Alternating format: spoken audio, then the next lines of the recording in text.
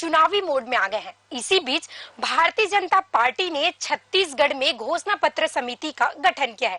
इस घोषणा पत्र समिति के गठन में संयोजक सांसद विजय बघेल को बनाया गया है। इस घोषणा पत्र समिति के गठन को लेकर सीएम भूपेश बघेल तंज कसते हुए सामने आ रहे हैं, तो वहीं पलटवार करते हुए सांसद विजय बघेल भी सामने हैं। छत्तीसगढ़ विधानसभा चुनाव को अब कुछ ही महीने शेष बचे हैं। ऐसे में अब राजनीतिक दलों ने अपनी अपनी तैयारी शुरू कर दी है। इसी कड़ी में भारतीय जनता पार्टी ने घोषणा पत्र समिति का गठन कर दिया है। समिति में सांसद विजय बघेल को संयोजक बनाया गया है। इसके अलावा पूर्व मंत्री अमर अग्रवाल, रामविचार नेताम और विधायक शिवरतन शर्मा को सह संयोजक बनाए गए हैं। बीजेपी के इस समिति के गठन के साथ ही अब इसको लेकर सियासत भी शुरू हो गया है। भाजपा के घोषणा पत्र समिति को लेकर सीएम भूपेश बघेल ने तंज कसा है। सीएम ने कहा कि जिन लोगों ने जीवन भर बीजेपी की सेवा की, उनको घर बिठा दिया गया है या लूप लाइन में डाल दिया गया है। विजय बघेल जो कांग्रेस में थे, वे अब बीजेपी का घोषणा पत्र बनाएंगे, जिनको बीजेपी की विचारधारा तक नहीं मालूम है। वहीं सीएम के बयान पर सांसद विजय बघेल ने आक्रामक रुख अपनाते हुए बड़ा पलटवार किया है।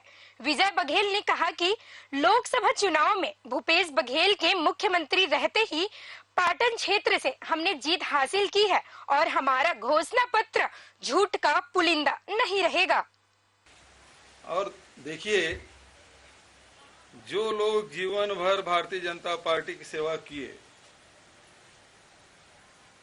उनको तो घर बिठा दिया गया या लूप लाइन में डाल दिए। विजय बघेल जी जो कांग्रेस में थे, मेरे ब्लॉक कांग्रेस कमेटी का अध्यक्ष थे पाटन के, फिर वो निर्दलीय लड़े, फिर एनसीपी में विधानसभा चुनाव लड़े। अब वो भारतीय जनता पार्टी घोषणा पत्र बनाएंगे।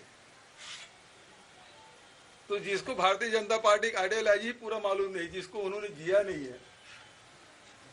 है ना, वो घोषणा पत्र बनाएंगे। ये भारतीय जनता पार्टी, देखो ये अपना जो प्रदेश अध्यक्ष बनाए आंध्र प्रदेश के दुर्गावती पुरंदेश्वरी, पहले किसमें थी? कांग्रेस। अब वो प्रदेश के अध्यक्ष बने हैं।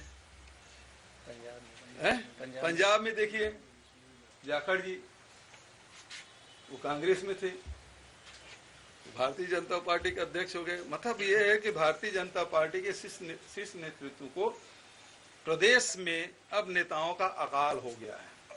उनके पास कोई नेतृत्व अब रहा नहीं। यही बात मैं कहना चाहता हूं। उसको क्यों नहीं बताते? अभी सांसद के चुनाव में इनके जो विधानसभा क्षेत्र है पाटन, वहां से भी जनता के आशीर्वाद से हमने जीत हासिल की। मुख्यमंत्री रहते हुए 23,000 से ये हारे वहां पे। ये भी बताया ना जनता को। और मुझे अगर पार्टी ने ये सौभाग्य दिया है, ये दायित्व दिया है, मैं मानता हूँ मैं जिस लायक नहीं हूँ उसके काबिल पार्टी ने समझा है। लेकिन मैं पूरी मेहनत करूँगा। हमारे साथ बहुत ही अनुभवी माननीय रामविचार जी हैं, माननीय शिवरतन शर्मा जी हैं, माननीय अमर अग्रवाल जी हैं, पूर्व के चार हमारे माननीय सांसदगण हैं, पूर्व के मंत्रीगण हैं, कलेक्टर रहे ओपी चौधरी जी हैं। तो सभी सम्माननीय जन हमारे इस कमेटी में हैं। हम सबके मिलके हम अच्छा ये घोषणा पत्र बनाएंगे। हमारा घोषणा पत्र झूठ का पुलिंदा नहीं होगा, सत्यता से आधारित होगा। हम ये दावे के साथ कहते हैं। और बहुत अभी मौके आएंगे, चर्चा होगी भूपेश बघेल जी आपसे, हम बताएंगे क्या चीज़ है क्या है।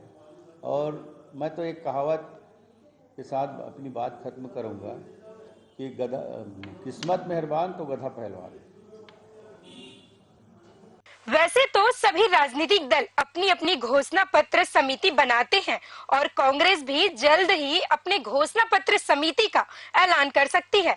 हालांकि बीजेपी के घोषणा पत्र समिति की चर्चा इस बात को लेकर भी है कि कुछ पुराने चेहरे को इस समिति में शामिल नहीं किया गया है। कांग्रेस पार्टी इसी मुद्दे को लेकर भी बीजेपी